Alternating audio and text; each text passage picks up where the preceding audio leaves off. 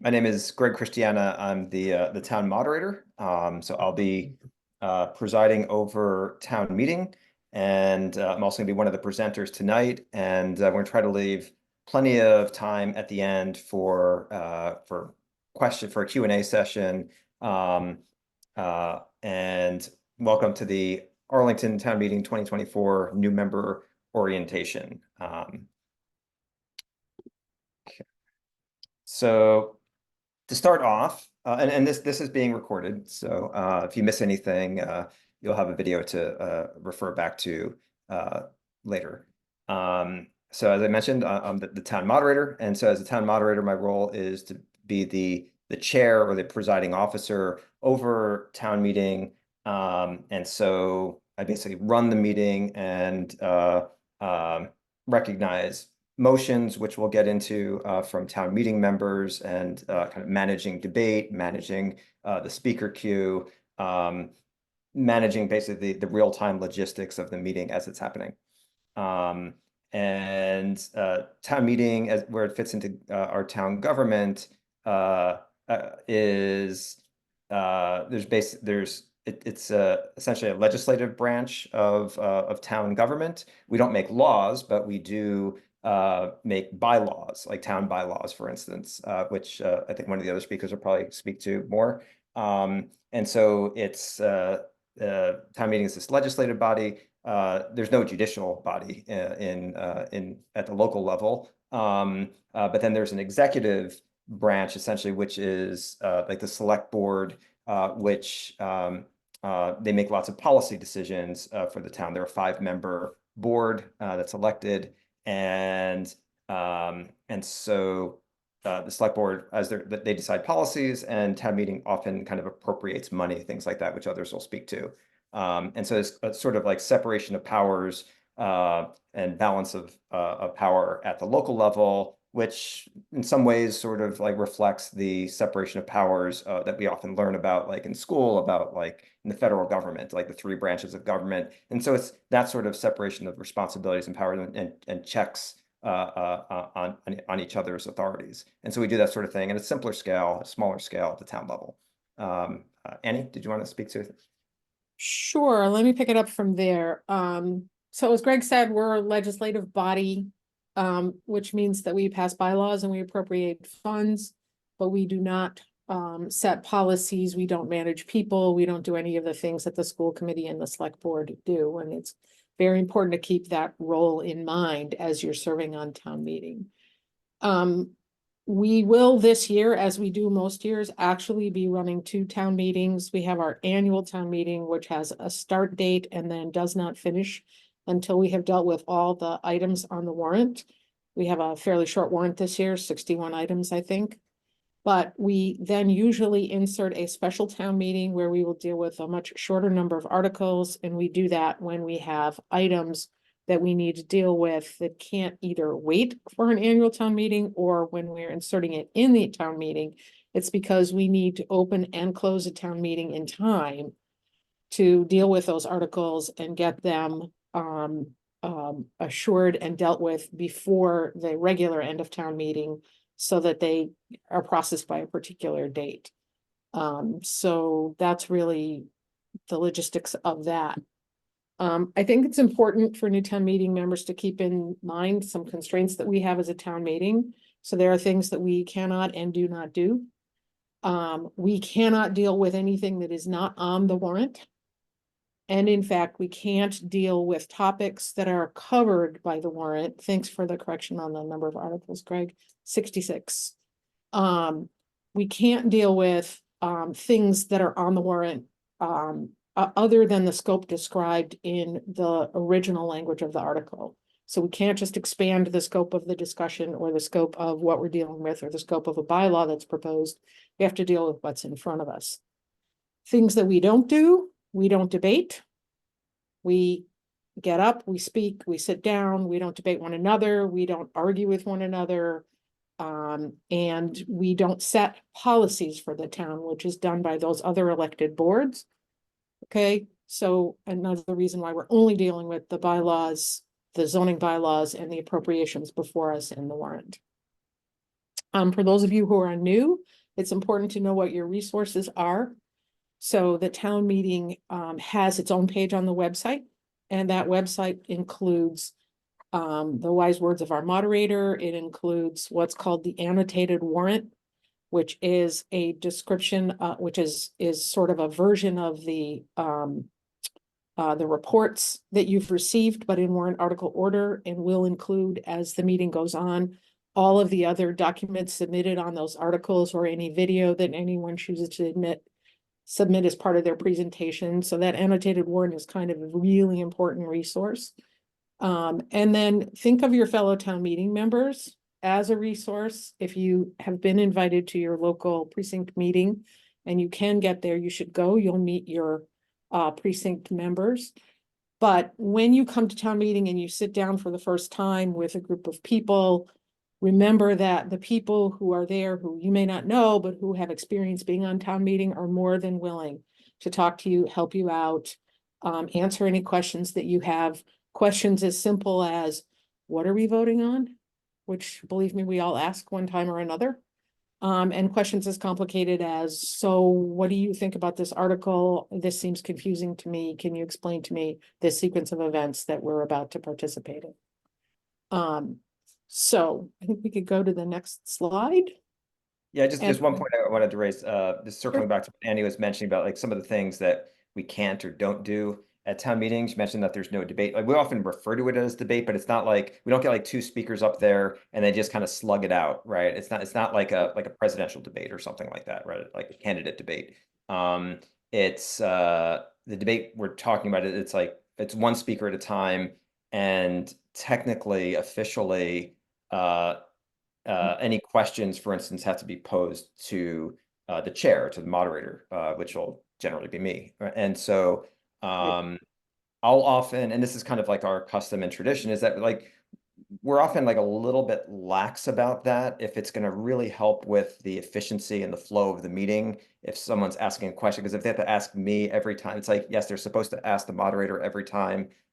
Can we ask the town manager such and such question? And yes, and they can turn around and repeat the question. It takes a lot of time. So sometimes I'll kind of relax that a little bit, so long as things remain kind of calm and amicable. And as if things start, if the temperature starts to rise a little bit and it gets a little testy and contentious, I'll step in and I'll start to enforce more strictly. So you might see some what seems like inconsistency, but I'm just really trying to make the meeting move smoothly, but also have those kind of safeguards in there so we don't have direct confrontation from like speaker to speaker, which we're not really supposed to have.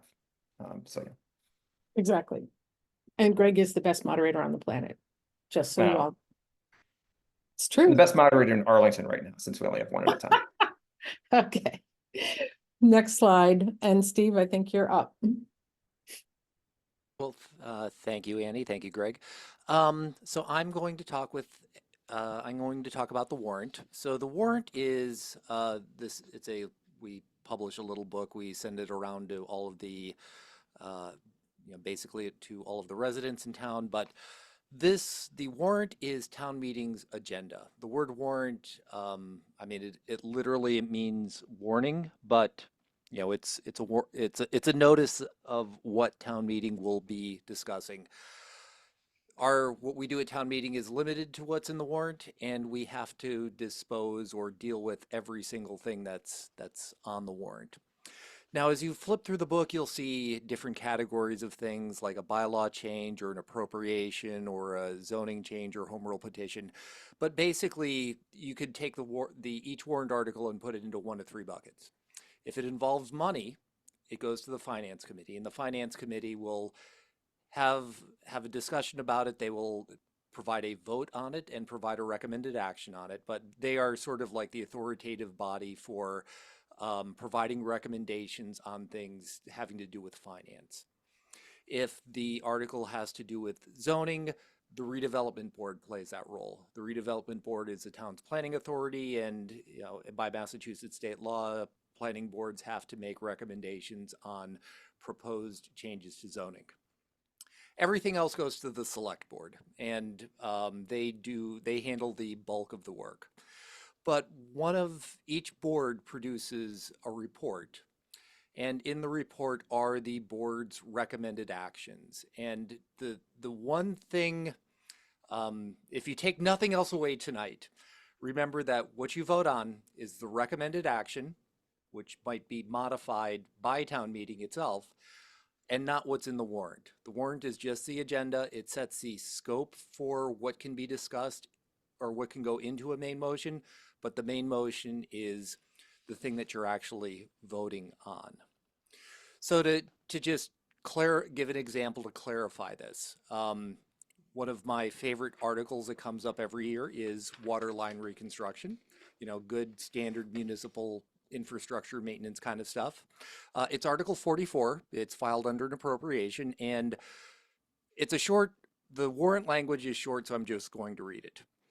So Article 44 reads, to see if the town will vote to appropriate a sum of money for the purpose of financing the construction or reconstruction of water mains and water facilities, including costs incidental and related thereto, including the possibility of borrowing all or some of the same, or to take any action related thereto. Now, so that's the general gist. We're going to talk about spending money for to maintain the water infrastructure. Two things that aren't mentioned in the warrant language itself is A, how much money, and B, where does the money come from? Now, if you were to flip to the Finance Committee report for Article 44, and this part I'm not going to read, they get into the specifics where they are recommending $1.4 million, and they are giving the town manager the ability, or giving the town the ability to recommend giving the town the ability to borrow or bond some of the money. So this is actually something we do each year. It's kind of an interest-free loan from the MWRA. And each year we replace roughly 1 mile of water and 1 mile of sewer mains. So in terms of well, in many cases, town meeting will give an up or down vote on a main motion. There are sort of two other cases that come up with some frequency. One of these are amendments, and this is where a town meeting member wants to change a main motion. So for example, if you wanted someone, like hypothetically, let's say you wanted to spend $1.5 million on water line reconstruction rather than 1.4, you could submit an amendment. And the amendment has to be submitted in writing. I will let Greg touch upon the timeline, but generally, and where to find the form for it. But in general, these have to be submitted to the moderator at least 2 days in advance, so that the moderator has time to vet them, and also so that they can be circulated so that other town meeting members can, consider it. The other sort of common motion thing is you will see articles that have a recommended vote of no action. And what that basically means is that, the reporting body, the ARB Select Board or Finance Committee, is saying that our recommendation is that we don't do anything with this. In general, when you have something with a recommended vote of no action, there is no main motion, there is nothing to discuss. A town meeting member can provide what's called a substitute motion. A substitute motion is like an amendment, but you just replace the whole thing instead of just changing a little part of it. No action votes are generally disposed of fairly quickly on a consent agenda. We'll just take a group of them in, consent agendas where we take a group of articles that are likely to be uncontroversial. Articles with no action and no main motion happen to fall into that category, and we'll just vote on them. And let's see, I think, there we go. Am I presenting the right thing here? Are you seeing consent agenda here? I was talking a little bit about consent agenda. Yeah, I was touching on it. Yeah, but am I presenting the right thing here? I'm not sure what window is actually. Yes. Okay. You're in the window. Okay, and let me just briefly show how I got here. I just this is the town meeting site. I mean, I probably searched for enough in my browser. When I do like a web search for town meeting, this shows up, but I don't know if that shows up for everybody. And then when you get to this page, it's if you scroll down to like town meeting guidelines and forms, and you expand this little section here, and then click on town meeting guidelines here. And I've updated this week, actually, or last week. I think it was last Monday. This was updated. And the section here about you'll find lots of information in here. I suggest reading it over, about like submitting motions in advance, like Steve mentioned, about the consent agenda and how that works, because that can often be confusing to folks who haven't experienced that before. So yeah, it'd be good to read through that, because it'll have more detail on what we're talking about tonight. Steve, did you have more you wanted to? No, I think that covers the warrant items that that I wanted to touch. Again, just not to beat a dead horse or overemphasize it, the main motion is the thing to be you know, that you want to focus on. And one of the tips that, you know, can make you a more effective town meeting member is spend some time going through the reports and trying to understand them. This gets easier once you've done it a few times, but in terms of resources, department heads and such are generally fairly willing to, you know, respond to questions directly. You can also ask them during town meeting, but, you know, one of the ideas behind, you know, asking questions is to get information. We try not to ask gotcha questions. You know, the idea is to get information out and, you know, help the town meeting members make well-informed decisions. Thank you, Greg. Great, thanks, Steve. And yeah, just to highlight one point that Steve mentioned about the like you'll see these official reports, and they have like the town seal on them. They look very official, and they are official. They carry a lot of authority, they carry a lot of weight, and you'll see things that say like recommended vote in there. And so it's easy to think, especially when you're new to town meeting, that like, oh, this meeting's just there to rubber stamp all these things that were already decided. But I mean, it could go that way. Or like you'll see oftentimes like the meeting, we have a number of members, I think, who kind of prevent that from happening, right? From it just being rubber stamped, right? Where the town meeting decides whether they want to accept or reject that recommended vote, and whether they want to amend or substitute that recommended vote. And all town meeting members have that power to do that, to bring that to the floor of town meeting. And we have guidelines and rules about how you can do that, so that we can make sure we're being respectful of each other's times. Obviously, as moderator, I can't review like 100 amendments in a 24-hour period, so there's some limits to what we can handle. But there's quite a bit of power and authority that that town meeting members have and bring to the meeting if they choose to use it. If they don't choose to use it ever, then the body's just really rubber stamp. And so it's about kind of trying to find the right balance of the body exercising its will, independent of the select board, the redevelopment board, the school committee, the finance committee, and so on.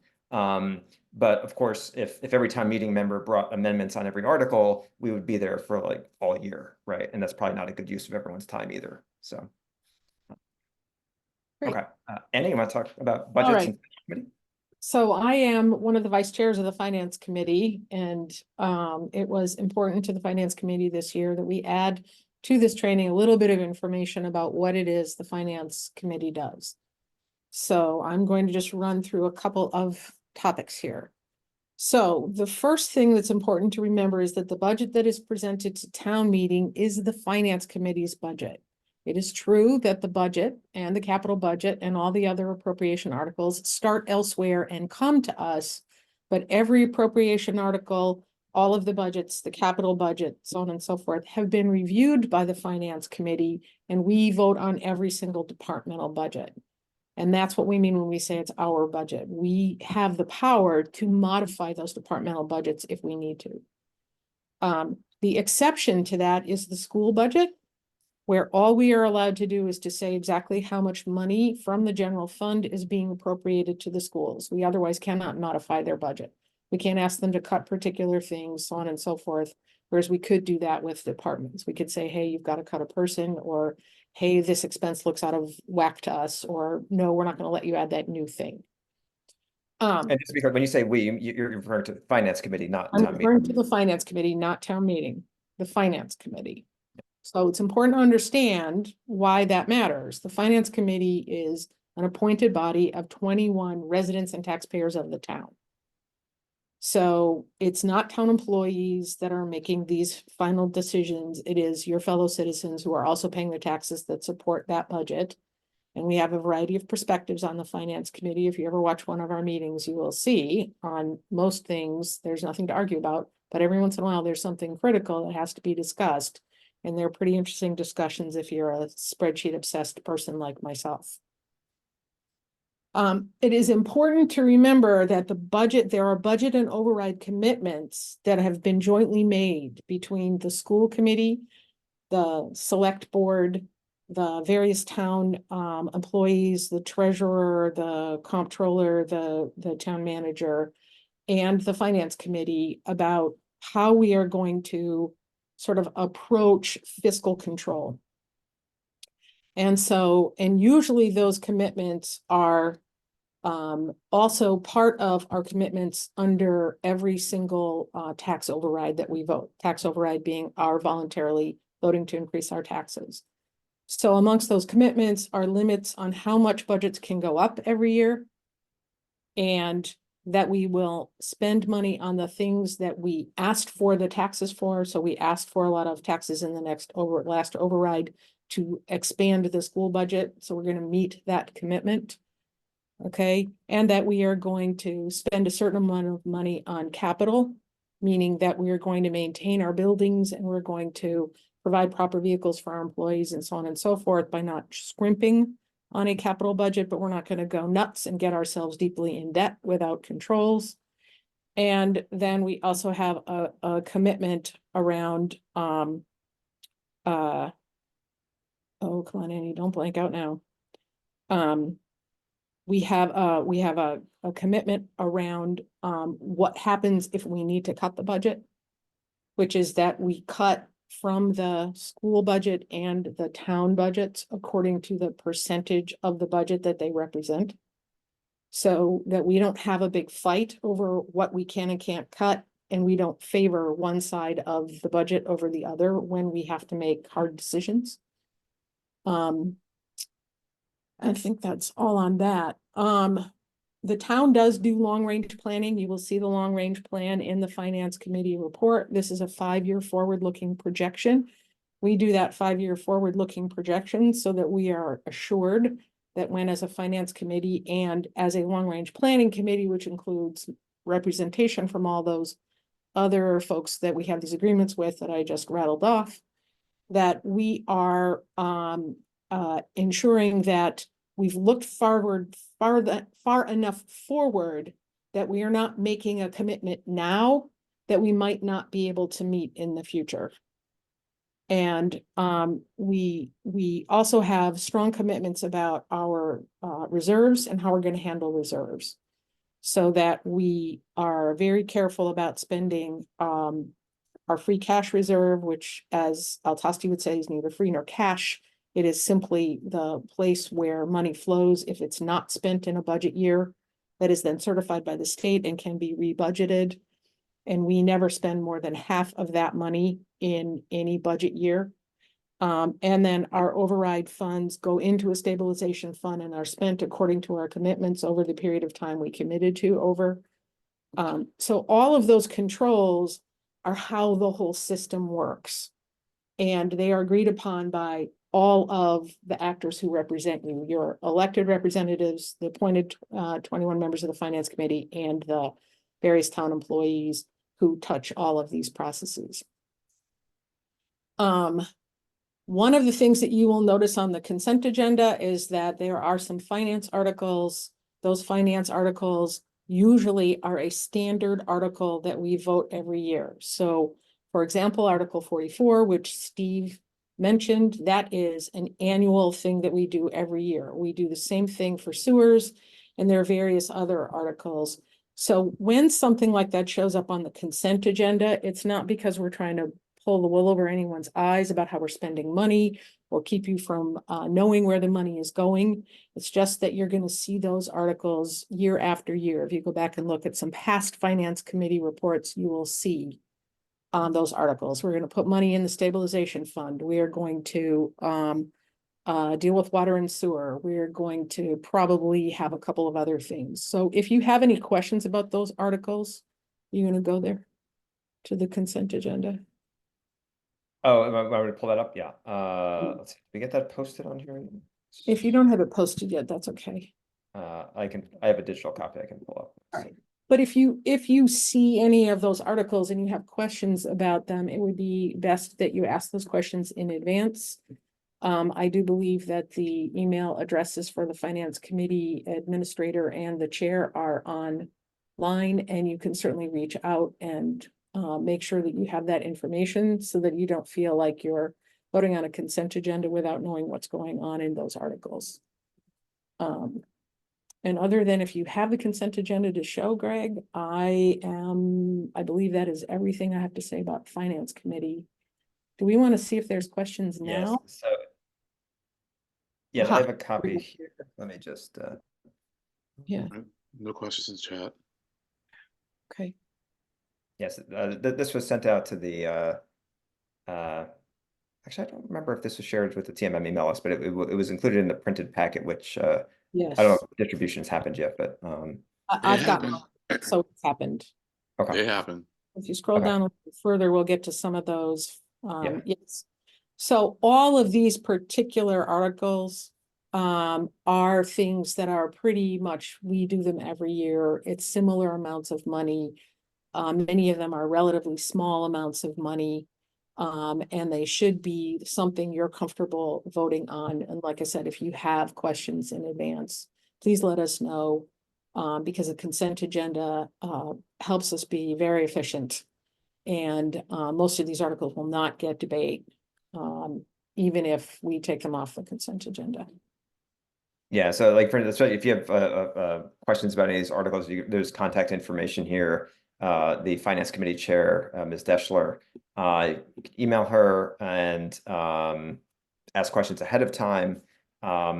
And if there's still unresolved questions, the articles in the consent agenda, there will be an opportunity at the meeting to hold articles, meaning that like you can remove them from the consent agenda so they're not voted in the batch of all the other articles. And then the questions, the articles that are held will be, presented, deliberated, voted separately, just like the articles that start off not on the consent agenda.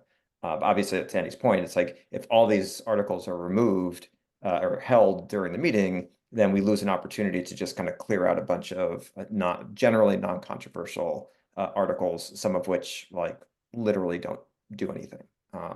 Great. And then also while we're here, let's see. I just want to pull up the warrant here. Mhm.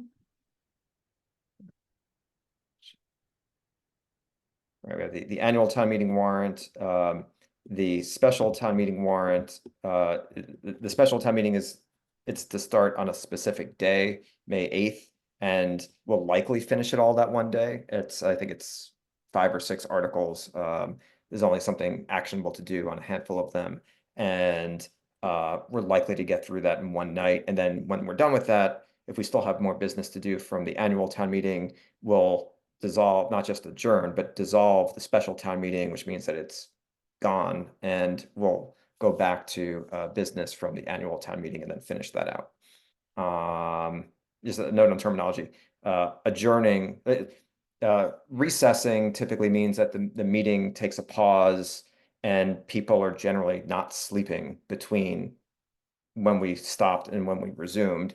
This is actually what town meeting time is. Town meeting time is actually a book that has like, it's the town meeting time, a handbook on parliamentary law. I should mention this earlier. It's the actual kind of essentially rule book and like a bit of history in there too, about the rules that we generally follow.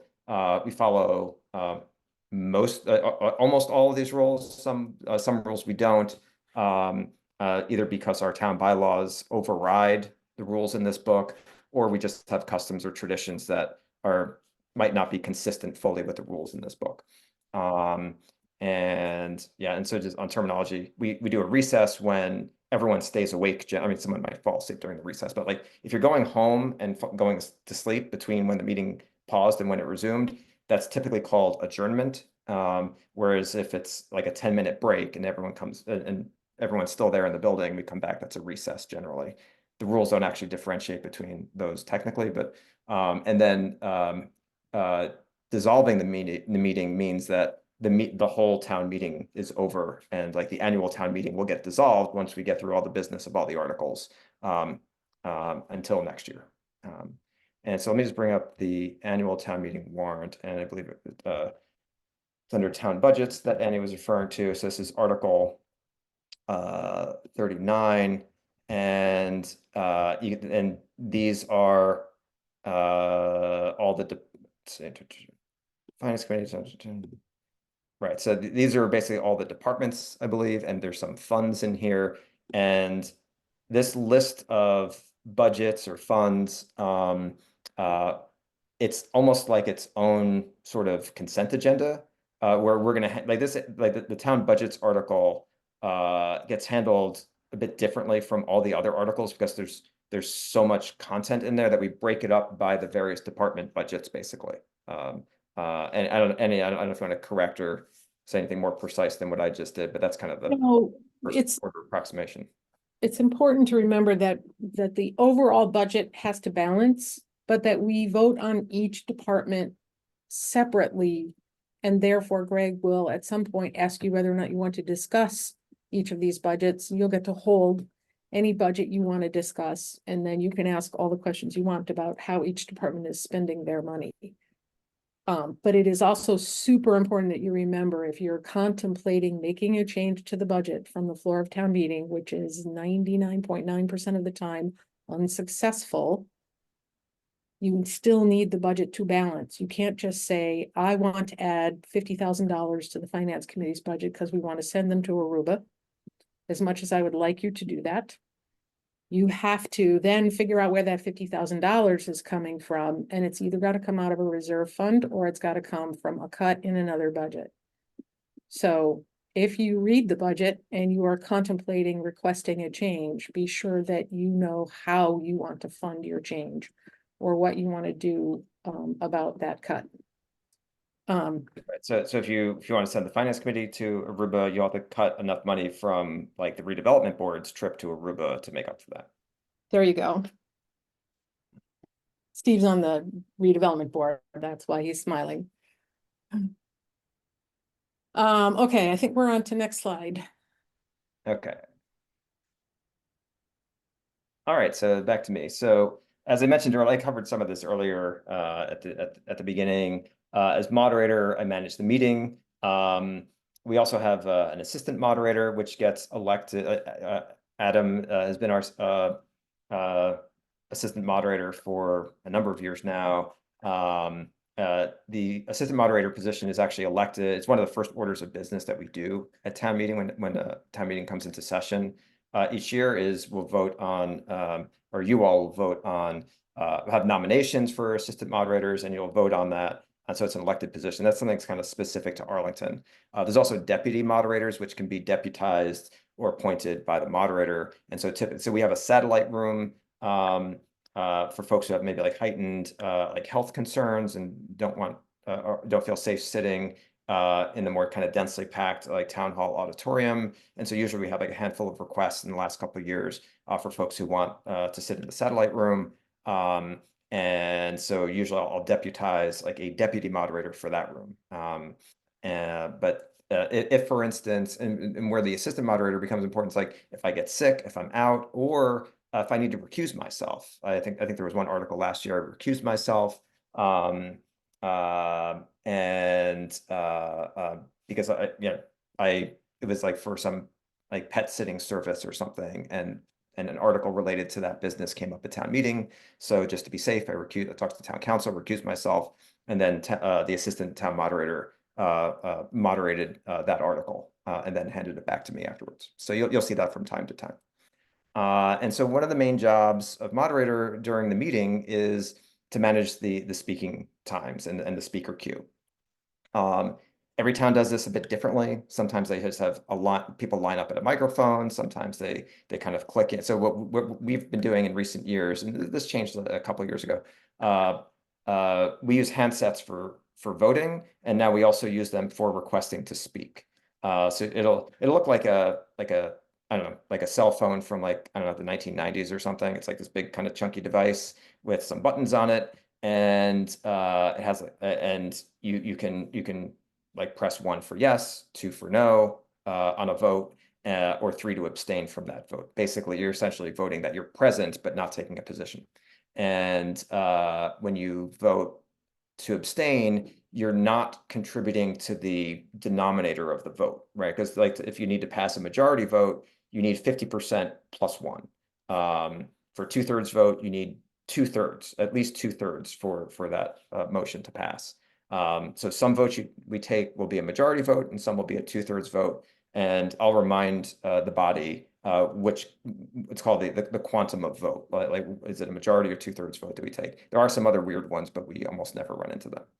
There's like a 9/10 vote or something like that. And let's see. So if you abstain, you're not contributing to the denominator in that, like, if we need a majority and it's 49 in the affirmative voting yes, and 49 in the negative voting no, and there's 1 abstention, it's still 49 out of 98. And so that would not pass because it's not 50% plus 1. And so abstentions don't count toward the vote, but they show that you were present and you were there during the voting. Let's see, directing questions I covered a bit earlier. The questions are technically supposed to be always directed through the moderator and not directly at other participants. But I said, like, as I said, if there's a good kind of efficient flow going, and it's kind of amicable, and there's not like tension or like sparks flying, then I might kind of relax that a little bit. But generally, questions should be directed to the moderator in general. Especially when there's there might be a lot of back and forth where, like, a town meeting member, give you an example, like town meeting member might have a lot of questions about some policy and how the town manager is likely to apply that policy within their departments and staff. And so the town meeting member asked, like, I think a good form that I think for this, in my experience, is that like a town meeting member will ask the moderator, Mr. Moderator, I have some questions about how the town manager might execute on this policy. And I'll say, go ahead. What questions do you have? And they might ask some questions, and then I'll call up the town manager and say, Mr. Feeney, do you have any thoughts on how you might execute this policy? And then the town meeting member might have several more follow-up questions. And so it just kind of saves the meeting time if I kind of let them kind of question and answer back and forth. But we have to make sure that we're staying like polite, respectful, and certainly no personal attacks, no kind of casting aspersions on people's characters and things like that. And so whenever any interaction between participants ventures anywhere near that territory, I'm usually going to shut things down pretty quickly. And let's see, the scope of the warrant. Steve talked about this earlier. The article text, let me bring up one of the articles again. Let me just bring up like a random one here.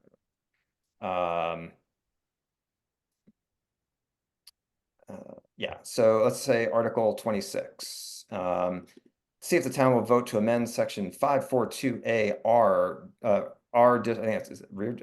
district yard and open space requirements in the zoning bylaw to reference an exception found elsewhere in the zoning bylaw or take any action related to it. So that's like pretty like specific, like what's happening there. Like you're not going to add like a whole new overlay district like through this article, right? It's like or change some other district that's not mentioned in here.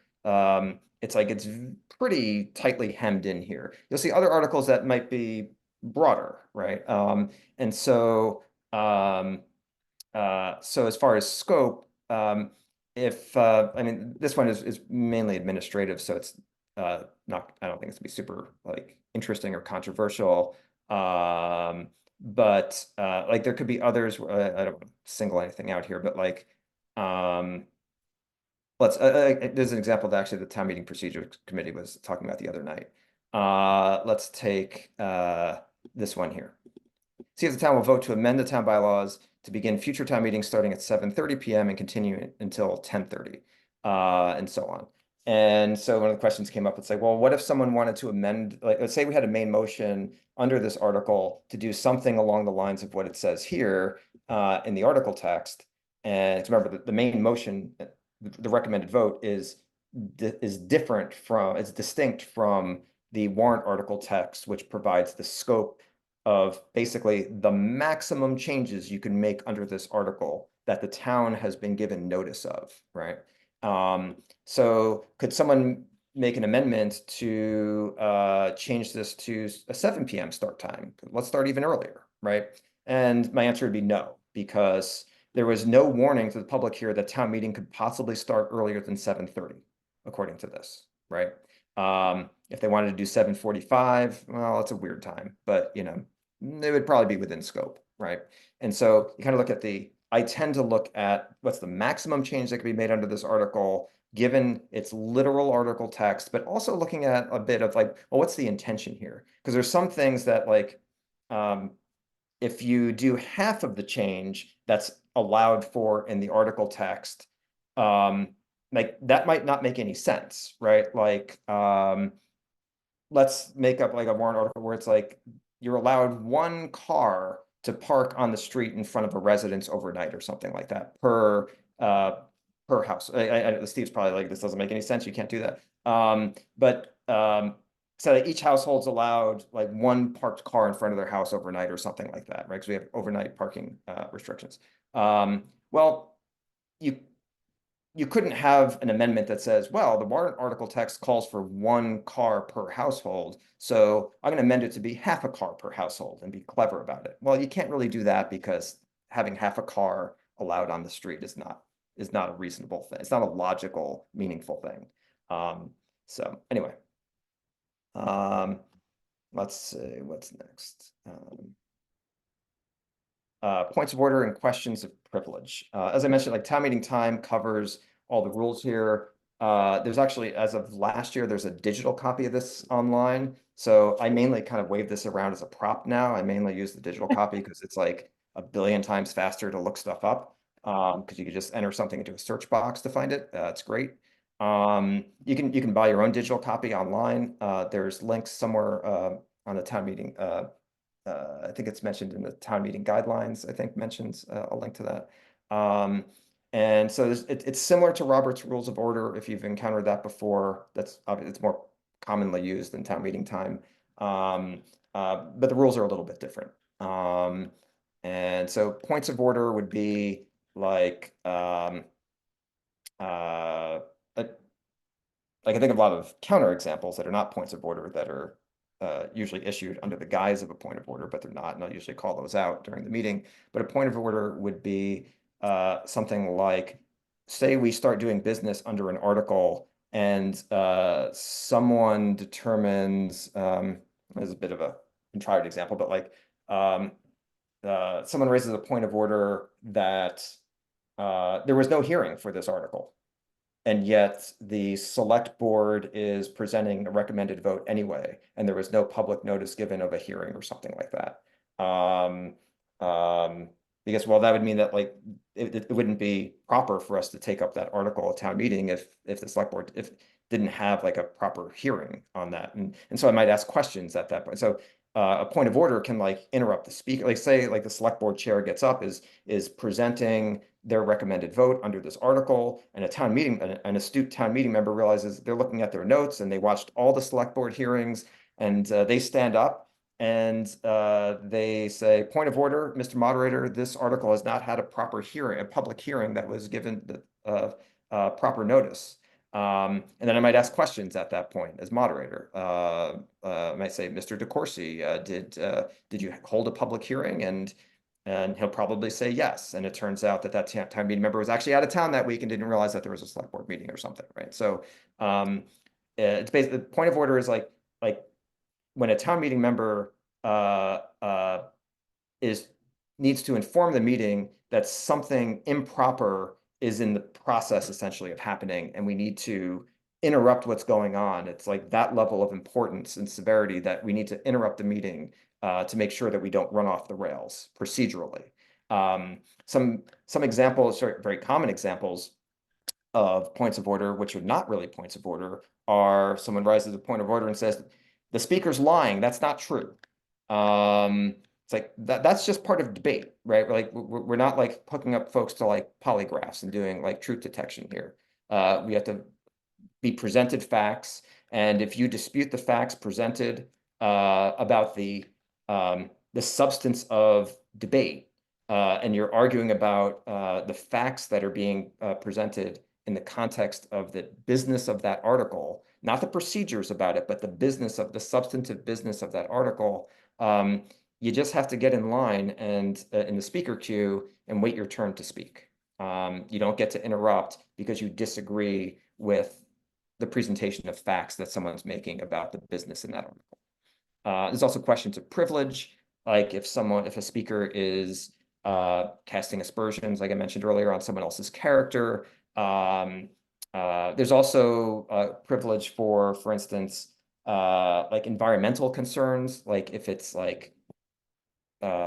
just like too cold in town hall or something, we can see, or a better example, I think, is folks sitting in the balcony are not able to hear the speakers because the audio up there is kind of garbled or muffled or something. Well, that's important to interrupt the meeting for, because we don't want all the town meeting members sitting in the balcony to not hear what's going on. Like it's not about the business of that article. It's just the environmental kind of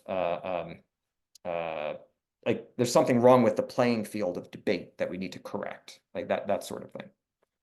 And the moderator's ruling, I mean, as far as the last point, moderator's rulings, I mean, Massachusetts general law is very clear on this, that the moderator decides all questions of order at the meeting, full stop. That doesn't mean that the moderator is always right. It means that the moderator gets the last word, right? And so moderators, myself included, are going to get things kind of procedurally wrong sometimes. We're not infallible. We're going to make mistakes, but the meeting has to move on, and we kind of have to always be moving forward. And I try to do my part by being as well prepared as possible, make sure that I understand the rules that we need to follow as well as I possibly can. But no one's going to be perfect. And that's about it. Who wanted to take this? I can speak more to this. Did anyone else want to jump in, or I can run through this? I'm wondering I'm wondering how much of this we feel like we've already covered or could cover quickly. Do you want to do that? Yeah, well, why don't I do that? And I'll just kind of like assess real time.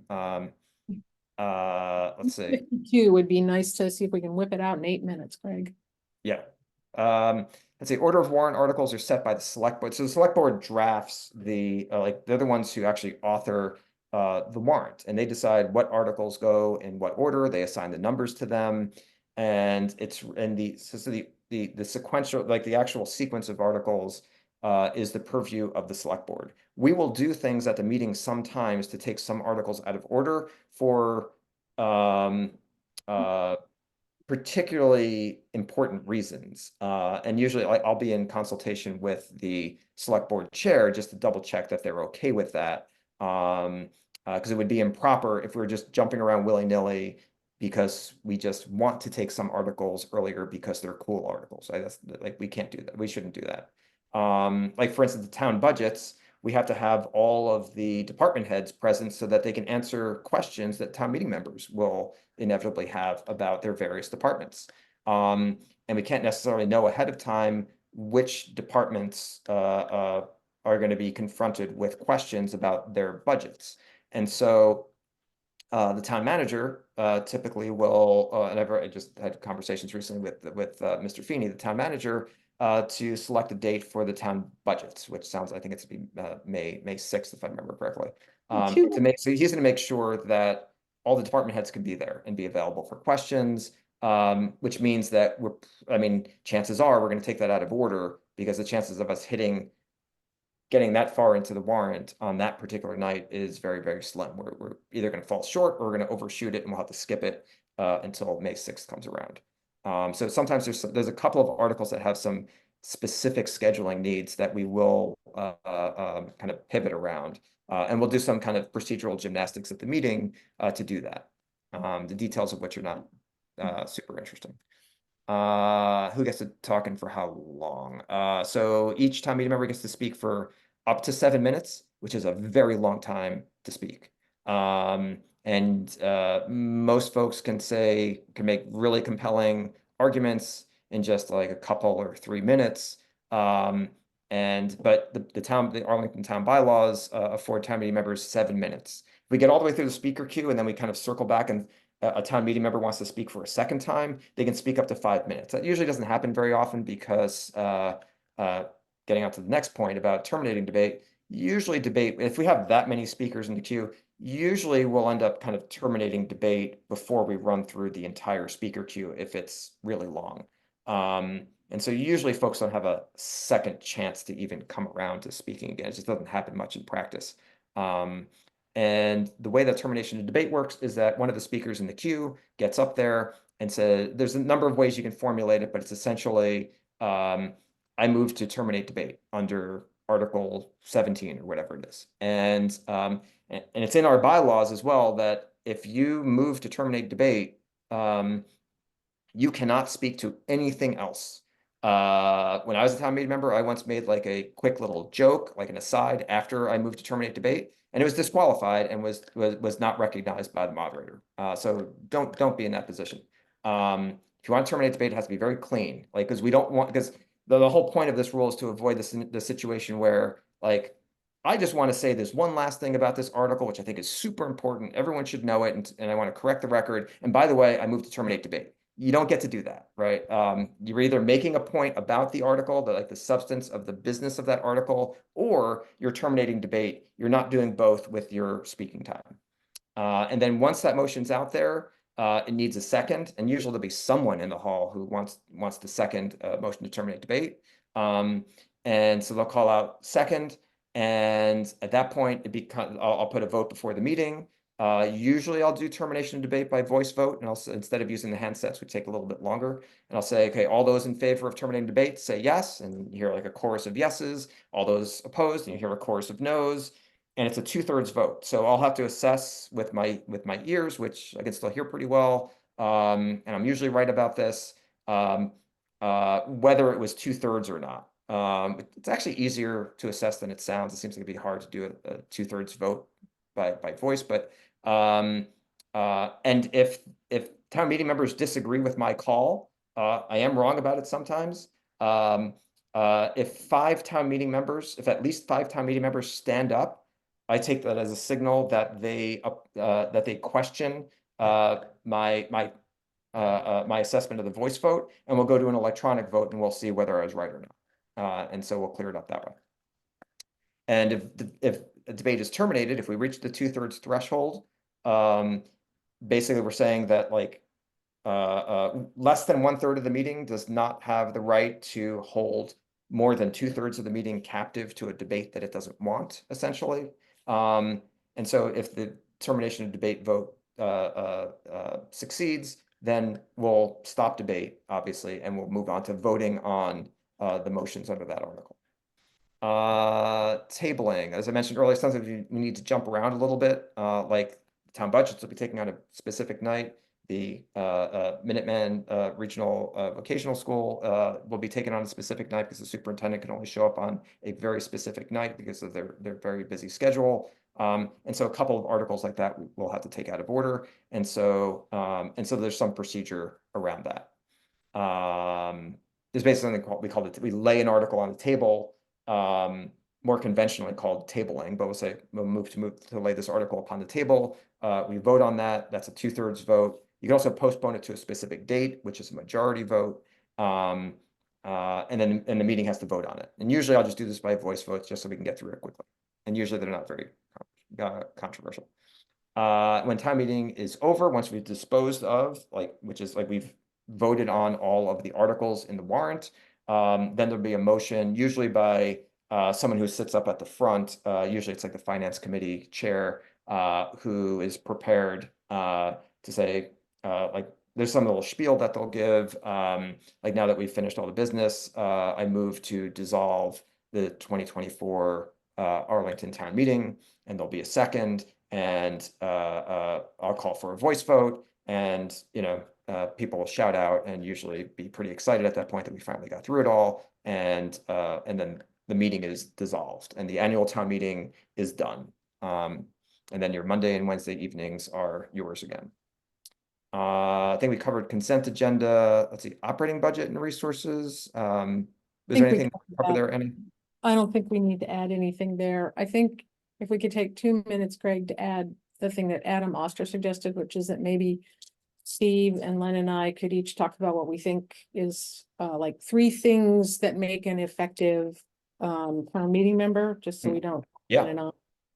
on Go and for on. Well, so my top 3 things that I think make an effective town meeting member would be this. First of all, ask questions to get information in front of the meeting.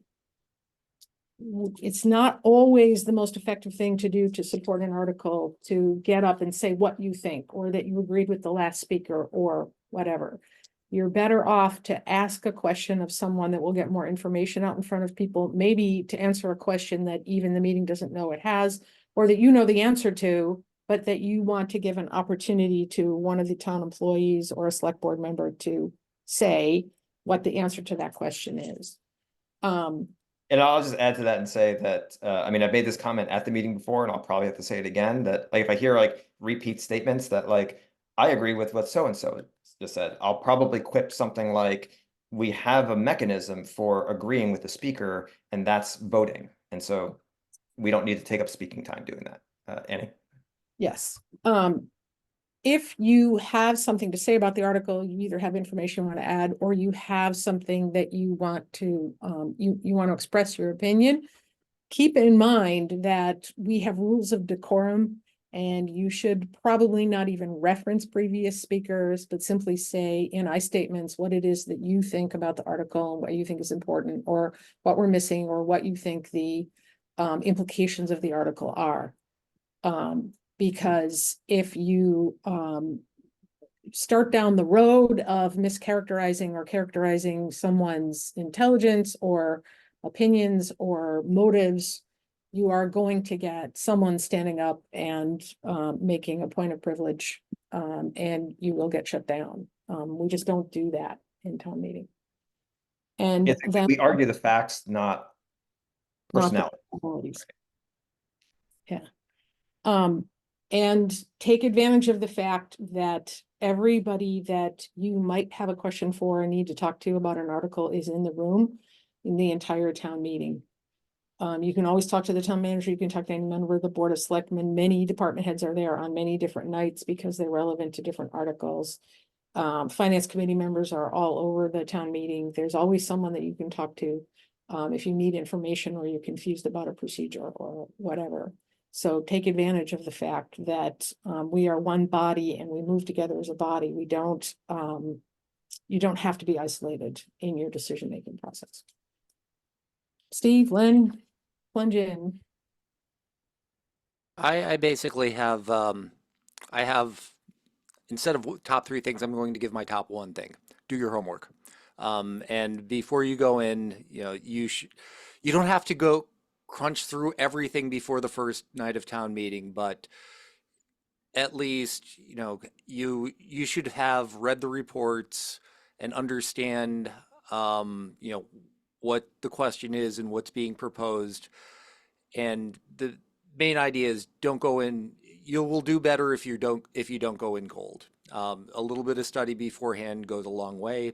And if you are planning to ask questions or planning to speak, it is often helpful, or at least I find it helpful, to write out your questions or write out your statements ahead of time.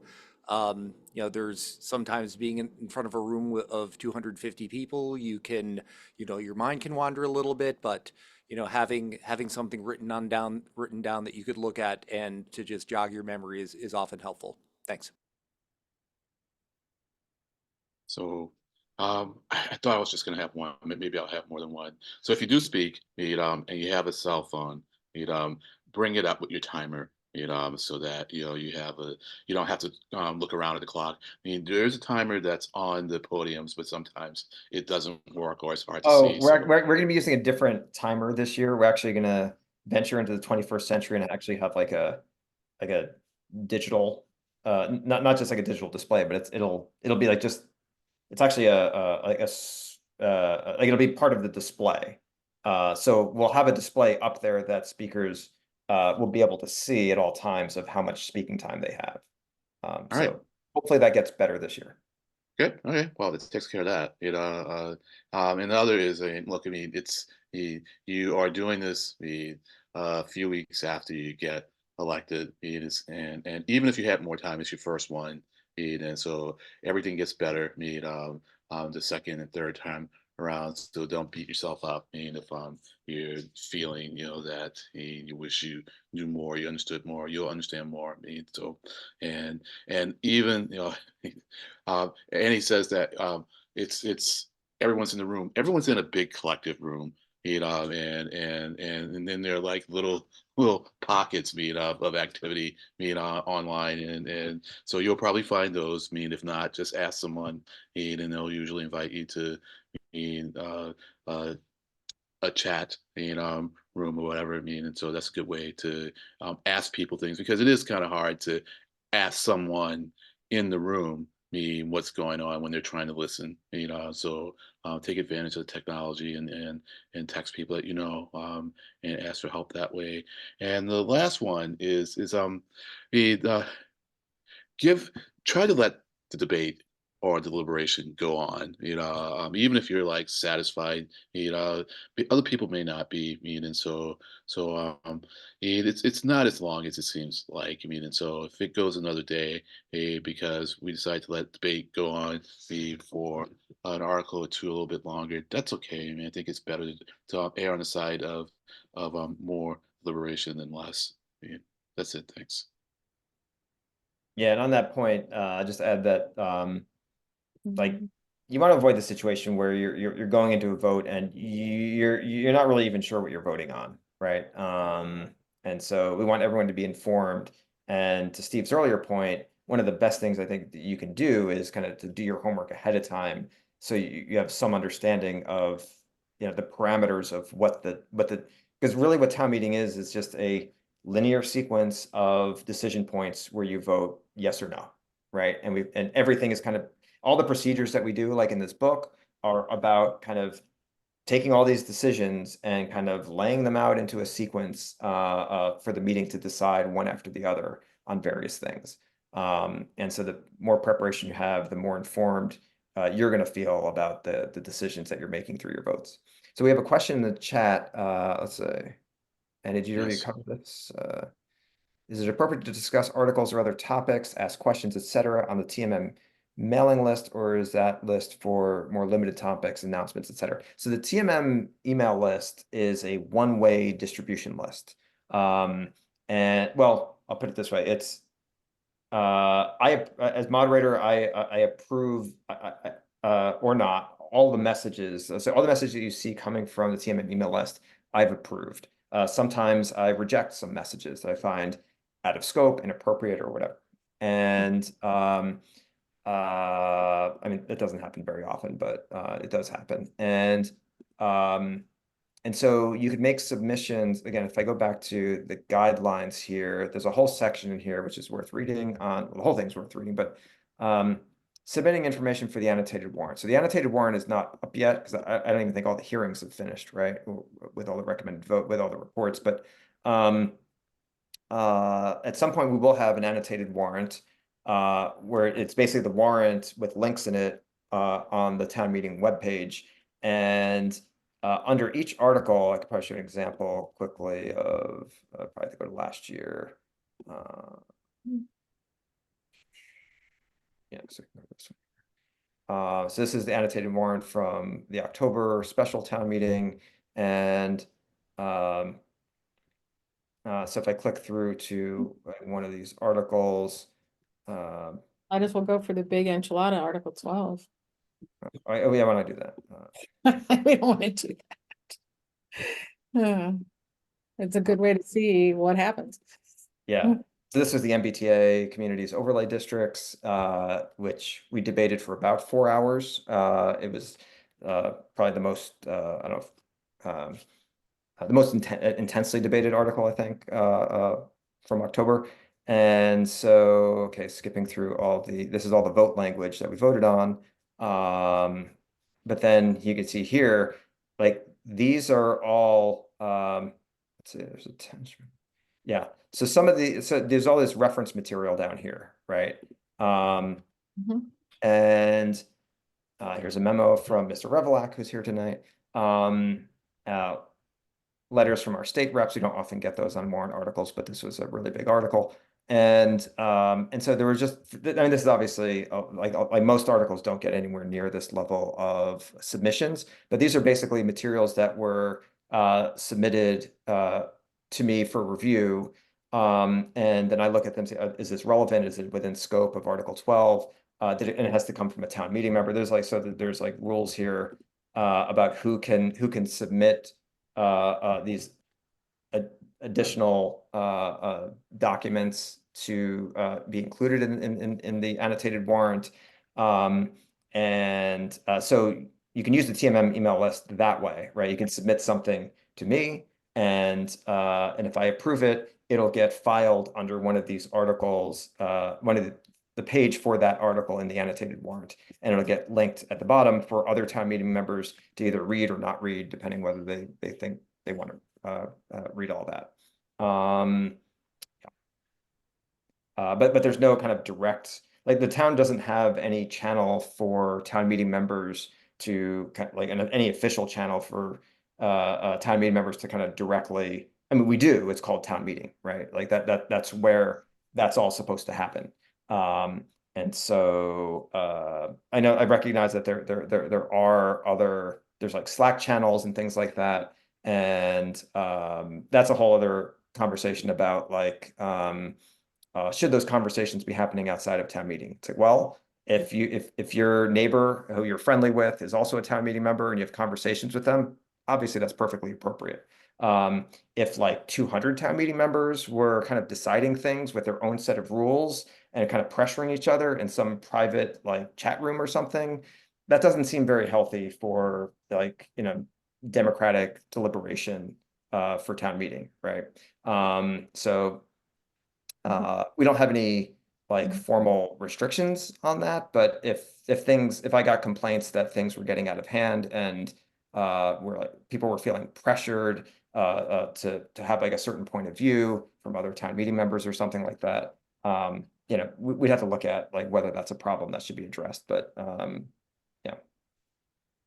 There are lots of town meeting members who collect in little various chat tools and chat to each other about the meeting, during the meeting. And there is a Slack channel that is maintained by a town meeting member, but that Slack channel is also very strictly moderated. So it's not an extension of debate, and it is not a place where you can be rude to one another either. And no town meeting member can be excluded from it. But it is definitely not official. And I agree with Greg, if it ever got out of hand, we would just shut it down. Yeah, like some other towns like Lexington, for instance, they have like a town meeting members association. We don't have anything official like that in Arlington. And you might find that in your precincts, some of the other town meeting Yeah. members have an email list for the town meeting members, but some may even have email lists for other residents, other precincts, and those I think are the best, where you're having a conversation with town meeting members and residents. Okay, so we just got a question in the chat. Are there any common mistakes that you tend to see from new town meeting members? I'd love to answer that one. Go for it, Annie. It's actually not that common for new town meeting members to make mistakes that are obvious to the meeting. I think if you don't do your homework and a vote comes up and you are still undecided, or you think you don't understand what's going on in the article, that is probably the worst mistake you can make as a town meeting member. But nobody's going to know you did it. The only other thing that I've sometimes seen new town meeting members do is to just not understand the limits of debate. You know, that an article, we can't go outside of the scope of an article, you can't insult other people, so on and so forth. But everybody cottons on to that pretty quickly, and the vast majority of town meeting members never actually get up to speak. Some of us are a little more mouthy than others. And so I think what you shouldn't do is be nervous or think there's some standard you've got to meet, or that, you know, or whatever. You are an equal member of the town meeting to everybody who's there, including the ones who've been there the longest. So, you know, have confidence, and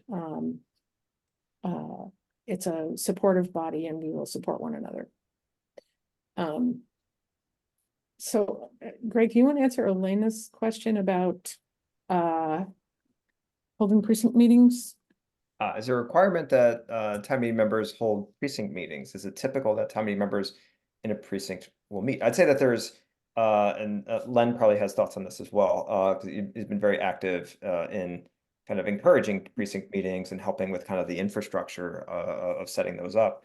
I'd say that it's generally encouraged. I mean, I imagine if I lived in a precinct that didn't hold precinct meetings, like if I was just like a resident who was not kind of connected directly with town meeting, and I found out that there was some important vote coming up, zoning vote or budget vote or something, and the town meeting members in my precinct didn't hold a precinct meeting, that would be disappointing, right? And so there's a remedy for that, which is that if voters feel that they're not being well represented, they can try to elect different town meeting members, right? Who might be more responsive to, you know, the you know, folks in their precinct. And like one of the just very straightforward things to do is just hold a precinct meeting. So it's a fairly low bar. I mean, sometimes logistically it's hard to get like 12 people to whose schedules all line up. But generally, I mean, it's highly encouraged, and you know, yeah. So I don't know if that directly answers your question. Len, did you want to add anything to that? Sure. Well, there's no requirement, and there's no requirement that they be done in any given way. And so it's really up to the precincts, the town meeting members in a given precinct or a combination of precincts, to do their precinct meetings how they want. And you're also not limited, to one precinct meeting or two. We try to do one in the spring and one in the fall. I mean, even if there's not a special town meeting in the fall, that one in the fall is usually geared around educating residents about town meeting and helping town meeting members and residents who are considering or want to think about putting in an article on the next year's warrant, and get them up to speed on that process. So when we first did this, I would help precincts that didn't have any momentum, either come together, or work with another precinct to have a meeting. But I decided this year and last year when I was chair, to just see how the precincts were doing on their own, and we're getting about 2/3. Which isn't bad. It's okay. I may see what I can do to coax some in next year, but I also think that the civic engagement group wants to help work with the precincts, more to do more precinct meetings. So the short answer is no. And I wonder if in recent years, because there was like a re-precincting, was that 2 years ago now? Yeah, which kind of shuffled up the precincts. And so there were some longstanding precincts that had like a fairly strong kind of precinct identity, I think. And like precincts 8 and 10, for instance, had very well attended precinct meetings for a number of years. And so after that re-precincting, things got kind of shuffled up, and so folks found that like, oh, they're now living in a different precinct, and because like they're kind of near the boundaries. And so I don't know if that's affected like precinct meetings, like if the precinct cohesion has not been as strong because the current boundaries are relatively new. I don't know if that's a factor, but Yeah, if so, I think it's small. I think if anything, it had a big effect, on the number of town meeting members who left town meeting, the year after, because that first year, everyone's up and then the four who gets the lowest number of votes are then up again next year. And I think we had a lot of attrition in that cohort that decided I'm not going to run again. So Mhm. and that seemed to have happened the last time we did re-precincting. So I understand Because, that. yeah, because one of the things about when re-precincting happens, I think it's like if the boundaries of your precinct change, then all of the town meeting members in that precinct are up for re-election, as opposed to just 3 out of the 12. And so you had several precincts where all the town meeting members were up for re-election, and so it was just like a lot of Yeah. shuffling because of that. So another question in the chat from Rajiv: is there an option to attend remotely, meaning are hybrid town meetings allowed? Well, that's an interesting question. Some towns do a hybrid town meeting. My interpretation of state law so far, and through conversations with town council, is that I don't feel that we meet the bar required by state law to conduct a hybrid town meeting. And it's complicated, is the short answer. Lexington does a hybrid town meeting, and other towns do. They make they have different interpretations, make different decisions about this. So given the complexity of this, so I worked with the town meeting procedures committee last year to draft an article that was voted on at last year's town meeting to create a hybrid town meeting study committee to look at this issue, to look at like the logistical complexity, the costs, the legal aspects of it. Like, do we satisfy all the statutory requirements of town meeting and state law and so on? What changes would we have to make to our procedures and so on? To take a holistic view of what would be involved in conducting a hybrid town meeting in Arlington. And so town meeting voted on that last year. So we have a well-appointed hybrid town meeting study committee that's looking at various issues. They're looking at other town meetings that do something along the lines of a hybrid format, trying to figure out like what can be adapted to Arlington's experience. What are the trade-offs involved? What does that do to the culture of town meeting, the sense of collegiality of the meeting? Does it give a level playing field between in-person participants and remote participants, or does it create like a two-class system? And how do other towns deal with that? Any disparities? And so there's a lot of issues around that. And so the hybrid town meeting study committee, I believe they're going to have a report at this year's town meeting. And so we'll see what progress they've had over the last number of months. And something I'm following very closely to see what recommendations they come up with. I check in with that. I attend some of their committee meetings just to check on the status and answer any questions that they might have. Make sure that like they want to make sure that they're heading in a direction that's going to be consistent with how I see town meeting running, like while I'm moderator, right? Because they don't want to go in a direction that's just really inconsistent with how I want to see town meeting go. And so we try to stay on the same page about things. So it's a work in progress. And the short answer is that we don't have a remote option currently. The closest we have is, I mentioned, like there's the satellite room, which it can has a capacity of just maybe like 10 or so people in a conference room for folks who want to be who choose to be masked and want to be away from the more densely populated auditorium in town hall. But we don't have any like from home sort of option for town meeting at this time, but folks are actively looking into it. Let's see, another question from Elena. Do you know how many new town meeting members there are this year? I haven't looked at the roster closely yet. I'm sure it's an answer that Julie Brazil, our town clerk, I'm sure she knows that number off the top of her head, but she's not on this call. I think it's And about 30. It's about is it 30. 30? Okay. It's about Okay. 30, yeah. We had like I think a maximum of 32. Well, we had 28, meaning non-incumbents that were running, but between them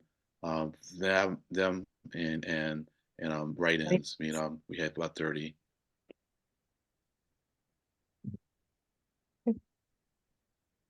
Any other questions? All right, another one. Nope, that's just a thank you. You're welcome. Okay. Any other So, points that any other panelists want to make? I think we covered as much as we can cover in 90 minutes. Yeah. Just that I'm looking forward to seeing everybody on town meeting floor and the meetings are long and it can be exasperating, but it's a great group of people and we have a lot of fun. And so, you know, I hope you are looking forward to this experience. I'm looking forward to all the fresh blood and the new opinions. And if you have further questions, we will find somebody to answer them between now and when the meeting starts up on the 24th. Email Greg, email any of us if our emails are anywhere, Greg, or you could provide them. And you know, other contact information is available all over the town website, so don't be shy. And someone's asking, when will a recording of this orientation be made available for folks who were late or who missed this? I'm going to try to get a recording uploaded probably to, if we do what I think we did last time, Len can correct me if I'm wrong. I think we posted it on the Civic Engagement Group YouTube channel. And so we have to, so we should be able to, I should be able to get that the recording posted by tomorrow, I think. Give yourself a couple days. Just, you know, I almost so said 24, tonight. I'm like, no, I'm not gonna say tonight. 24 to 48 hours. It's like there's like yeah, YouTube has to transcode stuff. Sometimes that takes a little time Yeah. for long videos. Yeah. I'll blame YouTube. It's YouTube's fault. Yeah, if only those people who worked me for that company like knew what they were doing, right? All right, Full guys. disclosure, I'm a software engineer during the day, so I think that's what Len's getting at. All right, well, thanks everyone for joining us, for all the really thoughtful questions. Obviously, all the presenters, all the help that they've given all along the way and volunteering their time to help with this orientation. Yeah, expect this should be posted probably by midweek, I would say, on the Civic Engagement Group YouTube channel. I'll probably send out an announcement to the TMM email list when that's available for the folks who weren't able to see all the entire video. Well, thanks everyone. Thanks for joining us tonight, and looking forward to seeing everyone in person at town meeting. So have a great week.